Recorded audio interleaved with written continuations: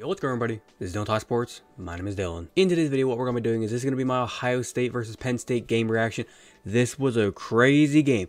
It started off really bad. All Ohio State fans, I'm pretty sure when we saw Will Howard throw that pick six, we were like, it's fucking over. Fire Ryan Day. Throw the university in the trash. But then things got better. Offense started clicking. A lot of miscues on both sides for Ohio State and Penn State. Our defense, I've been saying it all year, even last year, even the year before, bend but don't break. They showed bend but don't break, especially there in the fourth quarter and at the end of the second quarter.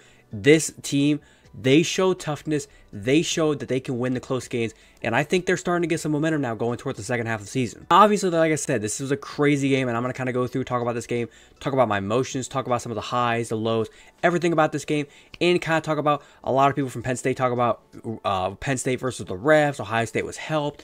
We're going to talk about it all because there was times where Ohio State was getting helped and times where Penn State was getting helped, and also this game could have very easily been a blowout if Ohio State done one or two few things differently. We'll kind of talk about as we go on. But I'm going to go ahead and stop rambling. I'm going to get straight into this. If you're going to enjoy it, as always, make sure you're going to drop a like on today's video. Be very much appreciative if you do so. But without further ado, let's get into it.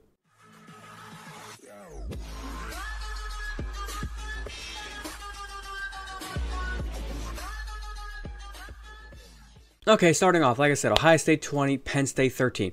Crazy game. The thing we need to talk about, first off, the whole Penn State versus refs thing. Was there a few calls that went Ohio State's way? Yes. Was there a few times where Penn State got calls that went their way? Yes. A lot of people want to talk about Ohio State because of the PI and like the holding from the defensive secondary. I will say, they were holding quite a bit. We got some calls. Ohio State fans, we have to admit, we got some calls in that game. But there was a few times where I saw Penn State when they were on offense, their offensive linemen were holding our guys quite a bit because there were, I think, 3, maybe 4 times I saw where Ohio State's defensive lineman, I think Jack Sawyer, and then even JTT, Timo Lau, I can't pronounce his name.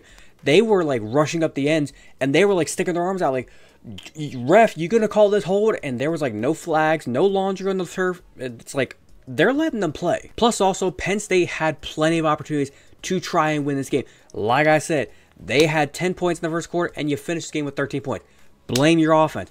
Plus also, like I said, them going down there in the second half, I'll kind of talk about it more later, them having the ball in the red zone, in goal to go, I think with like 17 seconds to go or something like that, and they throw a pick into the end zone, a crazy one-handed interception by Igminosa.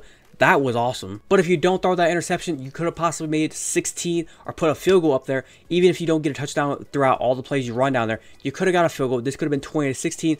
Maybe then later on in the game, like I said, we'll talk about it more. You guys get in the field goal. You could have been made it 20-19. Your defense would have had more reasons to fight to get the ball back. You could have went down, got a field goal to win the game late. But I think the whole narrative of like refs versus Penn State, get that out of here. Now let's kind of go through the game. Like I said, it was crazy. That first quarter, it was a lot of Penn State. That was all Penn State. They were rolling. They went right down the field. We couldn't stop the run to save our life. They were doing a lot of triple options, read options. The quarterback, Drew Aller, and they even had another guy come in. I forget his name, but he was running really good. Like, our defense could not stop the run, especially in that first quarter. As the game kind of went on, we figured out what they were doing. We were able to slow it down. Not neutralize, but we slowed them down. After they went up 10-0, I think everybody locked in. And also, that interception Will Howard threw. Was it a bad throw? Yes. Bad interception, bad throw. He tried to get Jeremiah Smith on a pick route. Penn State just read it beautifully. There's nothing you could do right there. It was a bad throw, yes, but Penn State's secondary, their corner, he read that fucker beautifully. Zion Tracy, he read it beautifully. He just jumped the route. It was a quick little slant for Jeremiah Smith, like a pick almost. They had, I think, Brandon Ennis running a corner, and then Jeremiah was going to just kind of come underneath. Maybe he doesn't even get the first down, but it was an attempt at a first down. 3rd and 5, I believe. He just jumped it, took it to the house. 10-0. But then, like I said, Ohio State's offense, they locked in, went down the field, 7 plays, like it was nothing, got the quick touchdown, almost like a fake handoff. Will Howard kind of wrapped over to the left side, looked back to his right, Mecca Buka was running wide open, easy touchdown. Then our defense goes out there and shuts down Penn State's offense. We get the ball right back, and we go down in 10 plays, get another touchdown. Brandon Ennis, little drag route to Brandon Ennis. He runs it in for the touchdown, 14-0. And I'm thinking, okay, I'm feeling good. Offense is starting to click. This might be a blowout. But then, like I said, Ohio State's defense gets another stop. Ohio State's offense gets the ball back. And Will Howard, he tries to run in the end zone. And I see what he did. Usually when you run them, whatever side of the field you're on, you put the ball in that side of the arm. That way, if it gets punched out, it'll go towards the out of bounds. But with what he did, he put it to the left arm. The ball got punched out. Usually, I would think if you're getting close to like the 5-yard line towards the end zone, you want to get 2 hands on the ball. He was just running it with his left hand, and he was running a little freely, and the guy just came by, punched it out. Ball went rolling. It hit off his knee, bounced into the end zone for a touchback. I was a little pissed off by that. But we come out of halftime. We get the ball first, I believe, and we go down. We get a field goal, make it 17-10. I'm thinking, okay, at least now we know if Penn State's offense gets clicking, we now know all they can do is tie the game. It's not going to be the end of the world. They get the ball, they go down, they get a field goal. So I'm like, we got ourselves a fist fight here. This is gonna come down to the finish line, which it did. And then the fourth quarter, like I said, it was a battle. It was back and forth. Neither offense could really get rolling. Ohio State, like I said, got the ball in the fourth quarter, had an easy, and I mean easy throw to Jeremiah Smith. Will Howard put that ball on a dime. I just don't know what happened with Jeremiah Smith. And I was saying it throughout the third quarter. I was like, Jeremiah Smith, I think, has caught up touchdown pass in every single game this season. He's due for another one right here. And he was kind of running. He was wide open. Will Howard launched it out there. And Jeremiah Smith, I don't know if he didn't think he was going to get the ball or if he ran kind of far enough. And he was like, well, you didn't throw it to me yet, so I'm going to kind of stop now. Will Howard chucked that thing well down the field. It was about on the edge of the line of the end zone. Jeremiah Smith looked up. He realized, oh shit, kept on running. He had tried to one-hand it because he couldn't get far enough. Dropped it. And we ended up, like I said, having to ultimately go down. We ended up getting the field goal. But then this drive by Penn State, like I said, when I talk about bend but don't fucking break, this drive defines us. You kind of look at what Penn State did. 1st and 10, couple yards, 2nd and 6. They go down and they get 31 yards. And I'm thinking, oh shit, this is where we collapse, isn't it? But then we go 1st and 10 to 2nd and 6. Then we get to 3rd and 6. I'm thinking, okay, can we get a stop here? Maybe they go for a long-ass field goal, 2016, like I said, and then maybe we get the ball back, and let's try and put this game away. But no, they gave it to their best player. I think Tyler Warren was the name, 44 for Penn State, and he runs wild. I thought he scored, but then I looked at the replay, and he got his foot kind of down a little bit like the 4-3-yard line. So, 1st and goal at the 3-yard line. They try to run up the middle. Nothing wrong with that. Try and see if you can just pound it up the middle, just show some physicality. They go nowhere. Okay, cool. 2nd and goal. They do the same exact play. This time with like an offensive lineman running like downhill, kind of like a jet sweep almost. Runs in as like a lead blocker. They don't really go anywhere. And I'm thinking, okay, 2 things. 1, Penn State's being stupid. But as a Ohio State fan, I'm thinking, yes, be stupid. Please be stupid. 3rd and goal. They run the same fucking play. Katron Allen again. The running back gets the ball again. Once again, running right up the middle. No counters, no sweeps, no pitches, no read options. Like quarterback runs. They're just running the same play. And then finally on 4th and goal, they decide to throw the ball. Usually you try to throw the ball on like the 1st and goal or 2nd and goal, try to throw off the defense a little bit. They run the same like jet sweep with the offensive lineman, but then it's like a fake handoff to a slant coming in with Warren going out for a screen, almost like a screen, I guess you could say, or like a flat route. Warren's taken up. We cover him with Lathan Ransom. Then he has to try to force the ball into traffic to throw it to the slant. 3 Ohio State defenders are there. It goes incomplete. And I'm jumping for joy because I'm thinking, yes, we just stopped and that was a great stand. But then it's like, oh shit, now we're on the 1-yard line. And watching this drive, I almost felt like a father watching a kid grow up. I was so proud to see an Ohio State team, an offense, show physicality. This was what we see Michigan do in the past couple of years, where they just said, we are going to run the ball down your fucking throat. This is what we're doing. We are running the ball. No more pass plays. Try and stop us. And they went at him. Quarterback sneak for 4 fucking yards. Quinshon Junkins.